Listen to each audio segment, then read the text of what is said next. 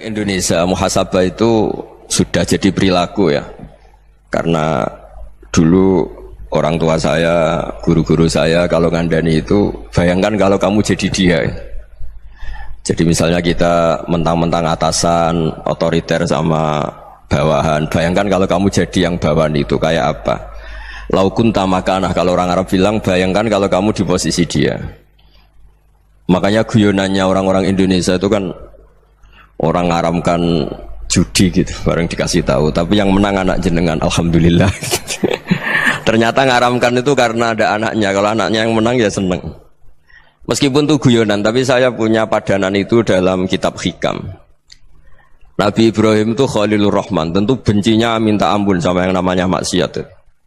Suatu saat beliau diterbangkan di alam malakut. Itu kalau di Hikam saya halaman 15 juga. Saya masih ingat betul. Mungkin kalau Anda beda halaman karena beda cetakan, atau nggak punya kitabnya, atau punya tapi tidak bisa baca. Nah itu jadi berbagai kemungkinan. Atau punya tidak bisa baca tapi dianggap jimat, atau digo pencitraan. Banyak itu kaji-kaji tidak bisa baca kitab tapi di ruang tamunya kitabnya besar-besar. Pencitraan itu, tapi ya bagus lah, nggak apa-apa untuk syiar. Setelah diterbangkan di alam malakut, diperlihatkan sama Allah, ada orang pezina, ada orang syaribul khomri, ada orang mabuk, ada orang macam-macam. Allah tanya sama Nabi Ibrahim, bagaimana pendapat kamu Ibrahim tentang mereka yang maksiat?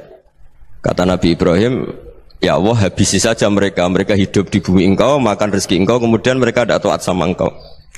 Singkat cerita, di fase itu, saya ulang lagi, di fase itu Allah nurutin sampai sekian peristiwa, mungkin 3 atau 4.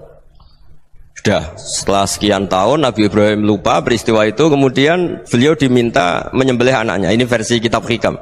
Memang versinya banyak tentang kenapa Nabi Ibrahim disuruh menyembelih anaknya. Ketika mau menyembelih anaknya, Nabi Ibrahim ragu. Huwa samratu fuadi, anak saya ini buah hati saya, kenapa engkau suruh menyembelih? Terus kata Allah, apa kamu tidak ingat ketika kamu saya angkat di alam malakut, kemudian kamu usul bunuh-bunuh, saya tidak mempertimbangkan usul Anda, tapi kenapa sekarang saya merintahkan kamu mikir gitu? Terus, ya karena ini anak saya ya Allah. Terus kata Allah, rumang samu wong sumpukon mata ini gak gawean kau sing gawe kowe enak wae usul mata ini. Jadi sebenarnya saya yang bikin, kemudian Anda enak aja usul membunuh. Semenjak itu Nabi Ibrahim itu di eranya itu asfaqun nas, orang paling sayang sama manusia. Karena kadang kita keras itu ya kebetulan itu tidak anak kita, tidak keluarga kita. Cara orang Jawa itu kan gitu ya, kalau ada perempuan terus macak yang macam-macam pakai sepeda motor cowok, terus wah itu luput suwuk, semoga-moga gini. Tapi setelah dikasih tahu, niku ponakane jenengan, semoga-moga selamat. Jadi jangan-jangan kemarin ahli ma'asi itu kebetulan itu tidak keluarga kita. Kalau keluarga kita yang pernah salah pada kita, semangat kita mintakan maaf. Jangan-jangan kita didikte hukum sosial gitu. Jadi orang yang salah kebetulan itu orang yang menservis kita, atau keluarga kita, atau orang dekat kita. Jangan-jangan semangat kita mintakan ampun. Tapi kalau sama orang lain kebetulan musuh kita semangatnya minta itu kena adab. Nah ini yang nggak boleh dalam Islam. Islam mengajarkan niru Rasulullah SAW, Nabi itu rahmatal lil alamin. Bahkan kemarin saya ngaji virtual sama beberapa habaib, ada Habib Ali Al-Jufri dari Mesir, ya, ada Habib Alwi dari Kuitang, ada Habib Nabil Al-Musawa. Dari sekian habaib itu saya masih ingat diantaranya yang didawuhkan rahmatan lil alamin itu ketika Nabi adahu kaumuh, disakiti oleh kaumnya, dan itu mereka masih kafir semua. Itu mereka dapat doanya Nabi, Allahumma hdi qaumi fa innahum la ya'lamun. Kayak apa baiknya Nabi, orang yang menyakiti, yang melukai, tapi Nabi masih berdoa, Allahumma hdi qaumi fa innahum la ya'lamun. Sayyidina Umar dapat doanya Nabi itu yakhina kana kafiran, ketika masih kafir didoakan, Allahumma aizzal Islam bi Umar. Itu ketika masih kafir. Itu pelajaran bagi kita bahwa yang sedang tidak cocok pun itu berdapat doa kita. Ya doa supaya kondisi kita baik, hari tambah baik. Karena agama ini, saya berkali-kali bilang, limangkana yarjuwa wal yaumal akhir. Agama ini diperuntukkan bagi yang selalu punya harapan pada Allah Subhanahu wa taala. Saya cerita muhasabah ini tentang hubungan kita dengan Allah. Di Indonesia itu banyak orang fasik, banyak orang nakal. Ya di mana-mana orang nakal itu ya mayoritas, wa aksaruhum fasikun. Tapi berkahnya harapan. Mungkin saya kira nakal sok benda, mungkin saya kira sholat sok ben sholat, mungkin sekarang belum sakhok, belum dermawan, suatu saat dermawan. Barokahnya itu kefasikan ini dianggap sementara. Sedang fasik, sedang tidak benar. Karena kiai-kiai kita, para guru-guru kita, para habaib utamanya itu mesti bilang semoga husnul khotimah. Nah barokahnya doa itu semoga husnul khotimah itu menjadikan satu pola sosial. Yang sedang fasik ini masih diharapkan jadi lebih baik, jadi lebih. Sehingga kita tidak ngambil sikap ekstrim, yang ingin menghabisi atau ingin mengadili, tidak. Karena selalu kita punya harapan. Dan agama ini limangkan erjuwo hawal yawm akhir. Bayangkan dulu kalau yang nakal itu anak kamu. Pasti kamu nggak ingin kan langsung dapat azab, dapat apa. Padahal kita semua jadi tokoh ini abul kulli, bapak dari semuanya. Sehingga ketika Rasulullah SAW jalan-jalan kemudian melihat perempuan sedang menyalakan api. Kalau apinya mati ditiup, anaknya dijauhkan. Nanti kalau sudah jauh dari api, anaknya digendong lagi. Terus kata Rasulullah, matur ke semua sahabat, Aro'aitum anna hadih tarihatan waladaha alan nar. Apa kamu berpendapat bahwa perempuan ini akan melemparkan anaknya ke neraka?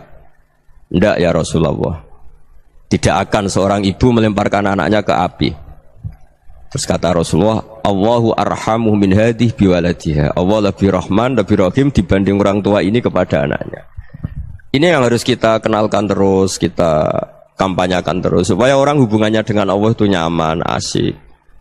Sehingga dengan demikian selalu ada harapan bahwa yang sedang nakal ini suatu saat tobat. Kita tidak boleh menghukumi pasti begini, pasti gini, itu tidak wilayah kita. Itu juga yang dicontohkan Rasulullah SAW. Secara lahir Nabi itu nggak berkenan sama Wahsy, karena Wahsy itu salahnya salah fatal karena membunuh ahabban nasi ila Rasulillah, yaitu membunuh Sayyid Hamzah.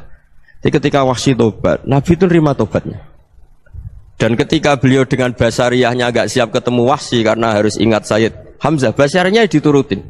Oke, kamu iman, saya turutin, tapi jangan sering ketemu saya. Karena kalau ketemu kamu, saya masih ingat sama paman saya, Sayyid Hamzah. Kita bisa ngelola seperti itu. Kita tidak cocok sama orang, bagaimanapun mereka umatur Rasulullah SAW, kita tetap mencintai mereka. Misalnya kalau beda agama, mereka sama-sama orang Indonesia, kita mencintai mereka atas nama warga Indonesia. Tapi kalau misalnya potongannya ora cocok, beda kultur, bawaannya itu mangkel no coro Jawa, ya bisa diilmoni, jangan ketemu. Wong sudah tidak cocok, ingin ketemu nyari solusi. Roh ini tok seneng itu kan ya repot itu. Ya sudah kalau nggak pati cocok ya jangan sering ketemu. Dan itu kita bisa memanage seperti itu tuh bisa. Saya berkali-kali cerita tentang Imam Syafi'i.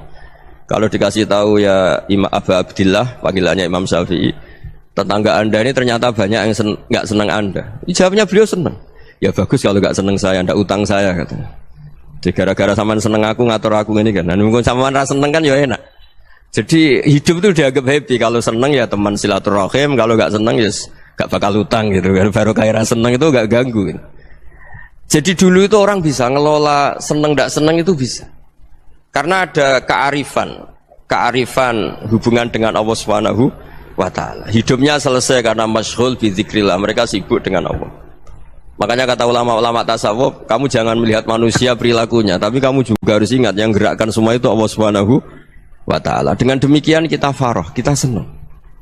Makanya Nabi kalau ngutus Anas bin Malik kemudian nggak kesampaian yang diinginkan karena Anas main, ketika garwa-garwani Nabi agak tersinggung, Nabi andai karena Allah menghendaki yang saya inginkan kesampaian, pasti itu kesampaian. Jadi dianggap kegagalan Anas gak manggil yang dituju Nabi itu ya kersane Allah, ya enteng saja. Sayyidina Ali lebih parah lagi yang dialamin. Itu dalam-dalam beliau kalau dipanggil itu gak cepat-cepat ke sana. Ketika ditanya, kenapa kamu tak panggil gak cepat ke saya? Amin tu ukubatak. Karena aku tahu kau orang baik. Orang baik itu pemaaf. Jadi makanya orang-orang soleh dulu itu bodoh itu. Makanya sekarang kalau ada orang bodoh itu mesti bidik orang soleh. Kalau orang-orang soleh itu kakean husnudzon lagi sering dibodohin. Abdul bin Umar itu masyhur itu. Kalau ada budaknya sering sholat, sergap sholat itu dimerdekakan. Akhirnya nggak sholat pun pura-pura sholat. Akhirnya juga dimerdekakan. Ketika ditanya kenapa engkau merdekakan, padahal mereka sholatnya menipu engkau, kata pembisik-pembisik itu. Man khoda'ana lillah in khoda'na lah. Dia nipu atas nama Allah, berarti saat tertipu juga atas nama Allah, enggak masalah dong, semuanya demi Allah Subhanahu wa ta'ala. Jadi ketika kita ketemu mensifati Allah Ta'ala itu ghafir, Allah pemaaf. Jangan kamu enggak fair untuk diri kamu nyifati Allah ghafir, pada orang lain Allah kamu sifati syadidul iqab. Jadi Allah kamu atur, kayak MC tadi ngatur saya. Jadi Allah itu apa? Kalau pada saya ghafir, kalau pada musuh saya syadidul iqab. Itu tidak fair. Kalau Anda punya harapan kepada Allah karena Allah Rahman Rahim, Allah ghafir, sebenarnya Allah pada musuh kita ya bisa saja Allah ghafir, bisa saja Allah Rahman Rahim. Sehingga kita melihat orang lain yang kita tidak cocok itu ya enteng saja. Itu min ummati Rasulillah sing tanaluhu syafa'atuh, tanaluhu sa'atu rahmati, tanaluhu fair. Jangan dengan kita kayak mesti dapat rahmat, jangan orang lain kayak Allah pasti syadidul iqab. Itu tidak boleh. Sehingga ketika ada orang Badui, singkat cerita orang Badui ini kencing di masjid, semua sahabat membentak dia. Yang enggak bentak hanya Nabi tok. Saking mangkalnya orang ini karena semua sahabat bentak kecuali Nabi. Setelah dibenarin Nabi, terus Nabi nyuruh sabbu ali dhanuban min ma'in. Setelah disucikan masjid itu, dia berdoa keras sekali. Allahumma arhamni wa Muhammadan wa la tarham ma'ana ahadan. Ya Allah, yang berhak dapat rahmatmu hanya saya dan Nabi Muhammad, yang lainnya jangan. Karena yang lainnya tuh jengkelin, gitu aja saya salah dimarah-marahin gitu. Jadi kalau kamu doa terbatas ya kayak orang Bedui ini, kayak orang Arabi. Apa kata Nabi? Laqad tahajjarta wasi'an. Allah yang rahmatnya luas menjadi kamu sempitkan. Karena kamu mau atur Allah hanya Rahman pada Indonesian Power, pada NU, pada kita, yang orang lain nggak perlu dapat. Itu kan kasihan Islam, karena Islam terus gak dimiliki semua orang. Allah gak dimiliki semua orang, Rasulullah gak dimiliki semua orang, karena di NU, di ormas tertentu, di gak boleh seperti itu. Gak boleh takhasyar tawasian, kata Nabi, gak boleh mempersempit zat yang rahmatnya itu luas. Ini semoga etika ini kita pakai di Indonesia. Yang sedang fase kita harapkan lebih baik. Yang sedang gak dapat hidayah kita doakan dapat apa? Hidayah. Masyhur kan, makanya tadi saya mohon sama Habib Ali supaya Habib Ahmad supaya tetap mahalul qiyam tabaruk sama Habib Ali. Di antara doa-doa di Simtuduror masyhur itu antuqa bilal mudhniba minnah bil ghufran wal musi'ah bil ihsan. Jadi harapannya para habaib, para orang-orang baik dulu ya semoga yang dosa itu dimaafkan, yang sedang salah dibuka, bikin lebih baik. Nabi itu tugasnya juga gitu. Wastaghfir li dzambika walil mu'minina wal mu'minat. Nabi itu tugasnya juga memintakan ampun yang sedang salah. Nah ini cobalah jadi etika kita, muhasabah kita. Jadi muhasabah itu cara berpikir kita set, kita pikir ulang. Ternyata semangatnya seorang nabi itu wastaghfir li dzambika walil mu'minun. Semangatnya itu memintakan ampun. Orang ahli tafsir tahu semua kalau Nabi itu tidak mungkin dosa. Jadi itu khitabun Nabi wa urida bihi ummatu, itu khitab Nabi, tapi yang dimaksud itu umatnya, karena Nabi tidak akan mengalami dzambun, tidak akan mengalami dosa. Sekarang enggak, kadang-kadang kita ini kalau orang lain salah itu semangat. Kalau di perusahaan ada teman salah, apalagi miran salah itu seneng, barokahnya salah bisa ganti kan gitu.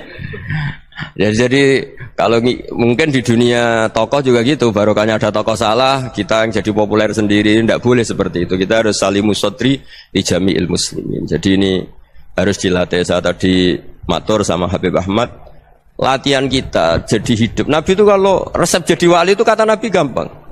Kata Nabi, kalau kamu ingin disenangin Allah, ya sudah. Kalau kamu asbahta wa amseta gini-gini, perasaan kamu, kata Nabi, jangan punya perasaan ghil sama orang muslimin. Itu sudah wadzalika min sunnati. Makanya Nabi ngendikan la yablughni ahadun an ahadin syai'an. Ada yang baca la yuballighni ahadun an ahadin syai'an.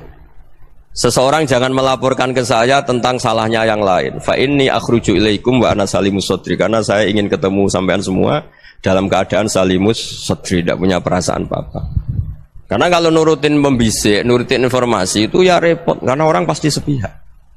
Ada kiai yang top, datang ke kampung-kampung ning desa-desa. Kata yang seneng itu punya akhlak. Wah itu bagus orang besar datang ke kampung-kampung. Kata yang nggak seneng, wah itu jobnya kiai kecil kok diambil, itu kan ya kasihan itu kan sudut pandang. Makanya saya sering bilang, akal kita ini cukup untuk mentasdik Rasulullah Shallallahu Alaihi Wasallam. Meskipun perasaan kita kadang orang Jawa itu beda. Saya berkali-kali bilang sama peneliti dari Jogja, kenapa sih Gus para nabi itu kok poligami istrinya banyak? Nabi Dawud katanya itu berapa itu. Nabi Sulaiman malah jumlahnya agak terbatasin. Nabi Muhammad itu paling sedikit. Saya tanya gini, perempuan itu orang lemah, jadi kalau nolong orang satu gimana baik, kalau nolong orang dua ya lebih baik, ya sudah kira-kira seperti itu. Paling tidak akal kita masih tahu kalau orang baik itu kan mesti baik, nolong orang satu baik, nolong orang dua ya lebih baik, nolong orang tiga lebih baik. Tapi kalau kamu orang nggak baik, satu saja kamu terlantarin, kamu miskinkan, kamu ya tinggal diukur kan. Kalau orang baik nambah baik, tapi kalau orang buruk tambah buruk. Nah itu akal kita bisa menganalisis kenapa sih nikah itu ada yang poligami, ada yang tidak. Sudah ukur saja diri kamu. Misalnya kayak saya elek keriting, rabi terus, memperbanyak wong elek, orang perilaku netok, raine dadi elek kabeh. Gitu. Tapi nak kowe iku ganteng, alim, ganteng, sugih, anake ganteng-ganteng, berhubung kowe saleh ahli swarga kabeh, mertua yo bangga karena karir kamu meyakinkan. Ini mertua kamu aja gak bangga mau nambah. Ipar gak bangga, mertua gak bangga, desa kamu yang kamu wayai juga gak beda dengan Nabi ketika nikah Juwairiyah itu nggak ada pernikahan sebarokah Nabi dengan Juwairiyah itu asharu Rasulillah. Di situ habis perang banyak tawanan gara-gara jadi besanya Nabi langsung dibebaskan semua karena asharu Rasulillah. Sekarang besanya Kanjeng Nabi. Dulu Abu Sufyan mangkalnya bukan main sama Nabi gara-gara putrinya dinikah terus langsung jadi. Kalau kamu kan enggak, nikah satu, nikah lagi, satu kampung musuh kamu karena istri pertama ya cemburu, yang kedua agak bangga. Wah itu selesai itu dunia wal akhirah. Maksud saya nganalisis Islam itu harus pakai akal. Dan akal yang dipakai ini saya bawa ke kitab Ihya adalah pikiran-pikiran para ulama. Makanya ketika Imam Ghazali ketika ditanya fakaifa bi muslimin fasikin asawwaha fi jami'i amri. Kalau kalian ketemu orang fasik, orang Islam tapi fasik, perilakunya nggak ada yang benar. Kata Imam Ghazali jawabnya lucu, aneh. Ma min muslimin illa wa islamuhu ta'ah. Tidak ada orang Islam kecuali dia mau Islam, membenarkan Allah dan Rasul itu sudah taatnya dia. Kok kamu tidak bisa melihat taatnya dia?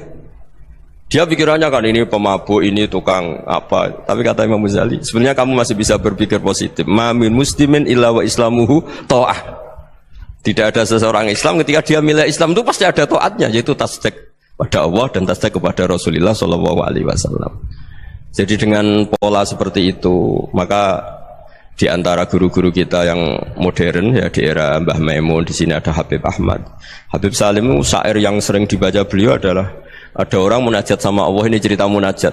Itu orang itu ngendikan gini, ana muznibun, ana mukhtiun, ana asi, huwa rahimun, huwa ghafirun, huwa afi. Ya Allah, saya mukhti, saya orang yang salah.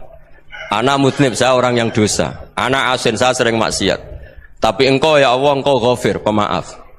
Engkau rahim, maha pengasih. Engkau afin, yang mudah memaafkan. Kata orang ini, ya agak kurang ajar, tapi saking senengnya sama Allah. Qobal tuhunna salasatan bisalasati. Ya gini saja ya Allah, sifat engkau diadu dengan sifat saya. Engkau Tuhan, Gusti, nggak boleh kalah katanya. Terus wasatahliban ausofu ausofi, dan engkau pasti pemenangnya gitu. Jadi ada orang rayu Allah dengan cara seperti itu ya ada ya. Saya ini manusia, salah saya banyak. Engkau ampunannya banyak. Engkau Tuhan, Gusti, nggak boleh ampunan Anda, ampunan engkau kalah dengan salah saya. Nggak boleh Tuhan kok kalah. Jadi untuk supaya orang punya harapan gitu. Banyak juga wali-wali yang jadab ketika datang ke makam Rasulullah SAW. Itu kalau dongo ya agak kacau sebetulnya, cara syariat agak kacau. Ya Allah, engkau punya dua pilihan. Jika engkau menjadikan saya soleh, surah habibuk, yang senang kekasihmu, yaitu Rasulullah SAW. Tapi jika engkau menjadikan saya fasik, surah adubuk, yang senang itu setan. Monggo jenengan mau menyenangkan kekasih jenengan, mau menyenangkan musuh jenengan, monggo jenengan bebas kok memilih. Mestinya Allah ya senang menyenangkan kekasihnya. Jadi ya, intinya Allah dipaksa untuk menjadikan dia orang soleh gitu. Jadi kayak kemarin itu Pak Bu siapa yang kesini itu, yang sama jenengan kuliah kesini itu sama Habib Ahmad. Saya pertama nggak mau, lama-lama Habib Ahmad ini gimana Gus, orang taunya saya dekat jenengan, kalau nggak kasil saya waduh ini kayak doanya wali yang tadi. Nggak punya pilihan, nggak ada pilihan ini. Jadi saya mohon muhasabah itu dimulai cara berpikir. Makanya di sini sebetulnya tag ini supaya dapat barokahnya Ihya. Ini kitab yang disenangi para habaib, para ulama. Sebetulnya teks di muhasabah itu redaksinya gini ya, yang lengkap. Hasibu anfusakum qabla an tuhasabu wa zinuha qabla an tuzanu wa tahayya'u lil ardil akbar. Jadi ada kata wazinu, jadi ukur. Perilaku Anda ini diukur, ditakar. Misalnya kita sebagai suami kan ya punya hal-hal yang kita tidak ideal.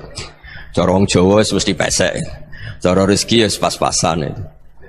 Dan kita juga kalau makanya enggak boleh tanya istri begini, apa saya cinta pertama Anda? Pasti Anda kecewa. Orang jadi istri hanya korban terakhir gitu. Sudah. Karena orang kalau ngelamar kemana-mana gak jadi, yang jadi istri itu pasti korban terakhir gitu. Jarang istri pilihan pertama, jarang. Ayo semua yang nikah. Rata-rata itu pilihan Anda pertama Pak, dari sekian ditolak di mana-mana terus. Ya perempuan terakhir. Kamu juga korban terakhir gitu. Itu wali-wali dulu kalau ngandani kita itu sederhana. Antal ini masyhur diceritakan Habib Zain bin Semit dalam kitab Al-Manhajus Sawi. Antalam tajid min nafsika kullama turid. Fa kaifa turidu min ghairika kullama turid. Kamu yang ingin ideal saja kamu tidak menemukan pada diri kamu untuk menjadi ideal. Kamu kan ingin ganteng, ingin punya uang banyak, ingin perilaku Anda sempurna. Anda saja yang punya keinginan tidak bisa mewujudkan keinginan Anda sendiri. Fakaifa turidu min ghairika ma turid. Jadi anta lam tajid min nafsika kullama turid. Fakaifa turidu min ghairika kullama turid. Kamu yang punya keinginan saja. Misalnya saya ingin punya uang banyak, perilaku saya selalu benar, enggak pernah salah. Loh, saya yang ingin saja dengan diri saya enggak bisa untuk benar terus. Kok kamu berharap orang lain selalu benar? Jadi anta lam tajid ya sama. Kalau kamu menuntut istri kamu itu ramah, neriman, apa kamu neriman sama wajah istri Anda gitu? Engkau ya pola neng dindi jajaki sana jajaki sini, kamu sendiri tidak pernah apa. Jadi itu nasihat yang luar biasa. Anta lam tajid min nafsika kullama turid, fa kaifa turidu min ghairika kullama turid. Kamu mau menghormati semua orang? Tidak mau kan? Kemudian Anda berharap semua orang menghormati kamu. Kamu tidak ingin kan orang lain semua menghujat kamu. Sementara kamu enak aja menghujat orang lain. Makanya Rasulullah SAW itu luar biasa ketika bikin kaidah sosial. Apa la yu'minu ahadukum hatta yuhibba li akhihi ma yuhibbu li nafsi. Jadi kalau ukuran iman itu sederhana. Kalau sesuatu itu baik, nyaman bagi Anda, ya bayangkan itu pada teman Anda. Misalnya Anda bangun tidur sudah acak-acakan, nggak punya uang, utang jatuh tempo, kan nggak ingin ketemu orang. Ya kamu jangan bertamu ke jenis ini karena dengan kamu yang alami juga gak siap ketemu orang. Makanya ada Habib Alim itu dilapuri sama seseorang. Beb, dulu teman saya itu ketika saya kaya itu sering main ke saya. Setelah saya miskin, mereka tidak main ke saya. Kata Habib itu bagus, sunahul begitu itu bagus. Coba kalau kamu dulu kaya, teman kamu main kan kamu gaya. Di rumah ada makanan, bisa hormat tamu. Setelah kamu miskin jadi buruh manol di pasar atau buruh bikin boto, teman kamu datang, malu enggak kamu? Mendingan gak datang gitu. Akhirnya baru, oh ya alhamdulillah kalau gitu. Loh ya kan dulu teman kita datang, kita ada Alphard, istri cantik, rumah bagus. Lah kita miskin, buruhnya orang pas dibentak-bentak, teman kamu udah datang. Milih datang kamu enggak kalau setelah kamu jatuh? Enggak kan? Jadi barokahnya ilmu itu terus. Ya, tapi kadang-kadang orang loh, wah setelah saya miskin teman-teman enggak kasih ke sini. Ya kalau kamu sudah jatuh, teman-teman kamu di situ jadi tontonan. Ya mulai sekarang cara berpikir itu dirubah. Dulu yang namanya kiai itu kalau diundang orang itu ya agak-agak senang. Semenjak saya itu agak rubah. Mengundang kiai, ngatur kiai itu tak haram-haramkan ya ada lumayan lah sekarang itu sudah mulai agak beretika. Dulu itu ngundang tuh tanggalnya ditentukan, jamnya ditentukan. Enggak mikir apa kiai saat itu nganggur, enggak. Punya wadifah, enggak. Dia milih tanggal yang dia nganggur, enggak mikir pas itu kiainya nganggur apa, enggak. Ya saya hanya cerita aja, kamu tersinggung ya monggo, boten nggih monggo itu kan. Jadi saya mohonlah supaya tadi saya juga matur ke Habib Ahmad. Jadi untuk orang merasa ikut sunnah Rasul itu gampang sekali kata Sayyid Muhammad. Dulu Nabi berpakaian ala daerahnya. Kalau mikot ya pakai mikotu baladi. Karena Nabi orang Madinah dan beliau berdomisili di Madinah ya misalnya mikotnya dari Bir Ali misalnya. Tapi kalau Anda orang kawasan Tanim mau umrah ya dari Tanim. Misalnya kawasan Jirona ya dari Jirona. Artinya apa? Kamu ngambil mikot karena Nabi mikot misalnya dari Bir Ali, bukan berarti kamu harus seperti Nabi di Bir Ali, kamu orang Mekah, misalnya kamu orang Tanim, orang dia harus dari mikot itu apa? Baladi. Sama, makanya di fikih-fikih itu kalau teknik anak, Nabi orang Arab, halawiyatnya kurma ya kurma. Kalau orang Jawa sedegan, semua podo-podo. Ya, podo-podo manis. Jadi ini tabaruk sama Sayyid Muhammad, ini ada murid beliau Habib Ahmad, sahabatnya, supaya orang itu merasa ikut Nabi itu gampang sekali. Ini saya baca ya di halaman tadi disaksikan Habib Ahmad 433 di kitab apa begini? Manhajus Salaf fi Fahmin Nusus. Itu kata Sayyid Muhammad, wa kanat sunnatu Rasulillah annahu yat'amu ma yajiduhu fi ardi wa yalbasu ma yajidu wa yarkabu ma yajidu mimma abahu Allah taala. Fa man istamala ma yajidu fi ardi fa huwa al-muttabi' lis-sunnah. Kama anau hajjal beta min madinati, faman hajjal beta min madinati nafsi, fahuwa al-muttabi' li sunnah, wa illam takun hadhil madinatu tilka. Jadi intinya misalnya Nabi dulu itu ngasih sedekah kepada fakir miskin ya pakai dinar, dirham. Ya kalau orang misalnya sedekah pakai rupiah ya sudah ikut sunnah Nabi. Jangan, lu Nabi pakai dinar loh, kamu kok pakai rupiah. Dulu dinarnya Nabi tidak ada tulisannya Bank Indonesia, kamu ada tulisannya Bank. Ya tidak ada seperti itu. Ya jadi misalnya Nabi sedekah pakai tamar atau pakai al-aqid, ya kita pakai beras, pakai apa, supaya orang tuh bahwa Rasulullah itu milik kafatal linnas, milik semuanya, sehingga merasa ikut sunnah Nabi itu ya semuanya. Makanya dulu Mbah Mun kalau motivasi saya supaya bombong, kalau orang Jawa bilang bombong, wong Jawa itu mesti ono wong alim. Beliau menyontohkan mas itu Mbah Fadol, Senori, Mbah Ihsan Jambes, itu bisa ngarang-ngarang kitab luar biasa, padahal beliau bukan orang Arab. Imam Sibawai itu orang Persia, Imam Ghazali orang Tos itu juga ikut Persia. Kata Imam Mun, wong sing ora Arab lah mesti untuk jatah alim, kata beliau. Karena Nabi itu diutus kafatal linnas. Nah ini kalau orang yang alim itu Arab tok, berarti tidak ada perwakilan dari Afrika, dari Asia Tenggara, dari mana-mana. Makanya karena Nabi statusnya itu kafatal linnas. Jadi kita harus bangga sebagai Muslim, sebagai orang Indonesia, karena misalnya Wali Kutub dulu terkenalnya hanya ada di Yaman, di mana.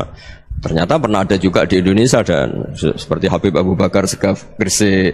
Jadi ya artinya kan tetap orang Indonesia, meskipun beliau zuriyah Rasul kan ya sudah orang apa? Orang Indonesia. Zuriyahnya Habib Ali Simtuduror sekarang di Solo. Jadi Indonesia juga dapat alawin banyak, dari Sadatin al-Alawin juga banyak. Jadi saya mohon barokahnya ngaji seperti ini. Melihat orang lain tuh gampang, bayangkan tuh kalau anak kamu. Makanya Nabi, nanti kalau nggak percaya lihat di Hikam nomor 15 di kitab saya itu. Di situ dijelaskan oleh Hikam, jangan-jangan semangat Anda pada orang yang maksiat, pada orang yang keliru supaya dihukum itu karena kebetulan itu udah anak Anda, itu udah keluarga Anda. Coba kalau itu keluarga Anda. Makanya kalau saya guyonan di Jogja itu, ada pembantu mecahkan piring terus dimarahi majikannya, saya mesti guyon gitu, pasti itu pembantunya tidak cantik. Kok bisa Gus? Andai kan cantik dan kamu senang mecahno piring satu, piring 1000 ra iso ngamuk kowe. Ternyata ngamuknya itu karena mecahkan piring apa karena plus tidak cantik? Coba jawab para lelaki ini. Kamu marah sama orang maksiat tuh karena maksiat, karena plus itu udah anak Anda. Bayangkan kalau itu anak Anda. Itu hebatnya Rasulullah SAW, karena kita yang salah pun kadung umatnya, Nabi tetap ngasih fasilitas syafaati li ahlil kabair min ummati. Kayak apa baiknya Nabi? Nggak ikut maksiat tapi ikut fasilitasi ngasih syafaat. Loh kalau li ahlil ibadah kan wajar, Nabi ketika ini syafaati li ahlil kabair min ummati. Ya karena tadi logika yang dibangun Rasulullah itu logika yang luar biasa. Kita semangat orang lain kena hukuman itu karena kita tidak punya ra'fah, tidak punya rahmah. Coba kalau Rasulullah yang bil mu'minina ra'ufur rahim, semangatnya itu mendoakan supaya tobat, mendoakan diampuni. Dan itu juga yang diperintahkan oleh Allah Subhanahu wa taala, wastaghfir li dzambika walil mu'minina wal mu'minat. Ya semoga barokahnya ngaji ini, barokahnya Habib Ahmad, barokahnya Maulid Simtuduror, barokahnya semua kitab madaih, tiba berjanji semuanya, barokahnya Ikhya, barokahnya Said Muhammad, barokahnya guru kita semua, Mbah Maimun, bapak saya. Kita ini ngikuti manhaj, ya, ngikuti apa? Manhaj. Saya sering didhawuhi Mbah Mun, kenapa ihdinas siratal mustaqim bukan siratoka, bukan jalan engkau ya Allah? Karena Allah itu nggak bisa kamu tiru. Allah itu tidak tidur, tidak makan, tidak kesel, tidak capek. Yang bisa ditiru itu siratal ladzina an'amta alaihim. Yang bisa ditiru manusia ya niru manusia. Karena Allah itu tidak bisa ditiru. Makanya ihdinas siratal mustaqim siratal ladzina. Dan niru siapa? Niru guru-guru kita.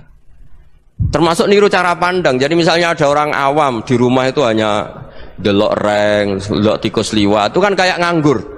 Ora tahajud malah mendelok reng. Melihatnya jangan gitu. Huwa tarokal ma'asiyah. Dia di rumahnya tidak dugem, tidak kemana-mana. Dia berarti malam itu tarkul ma'asi. Tidak nyopet, tidak garong, tidak ke tempat maksiat. Susahnya apa sih husnudzon? Jadi jangan lihat huwa tarkut tahajud, huwa tarokat tahajud, wa taroka qiyamal lail. Oke ya, namanya orang begitu ya tidak tahajud, tidak qiyamul lail. Tapi susahnya apa sih kamu bilang huwa tarokal ma'asiyah? Dia juga meninggalkan maksiat, dan tarkul maksiat itu tuh ibadah. Supaya orang tuh gampang lah husnudzon sama orang muslim. Ini orang mukmin, orang yang luar biasa. Di mata Allah itu orang yang luar biasa. Kayak tadi Imam Ghazali, kalau saya ketemu orang muslim kemudian dia tidak pernah baik, gimana? Kata Imam Ghazali, ma min muslimin illa wa islamuhu ta'ah.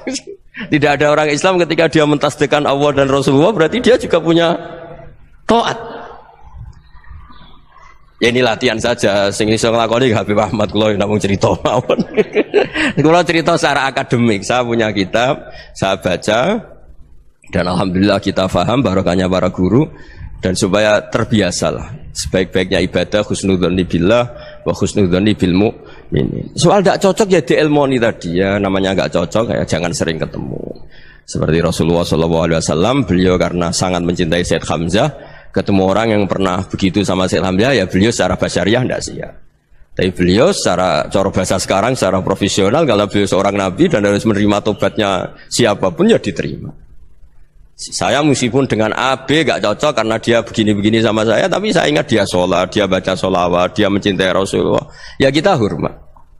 Ya soal tidak cocok ya di manage tadi ya, zuruhiban tasdid huban. Kalau tidak pati cocok ya jangan sering ketemu, bawaannya enek nanti. Ya semuanya itu diilmoni lah.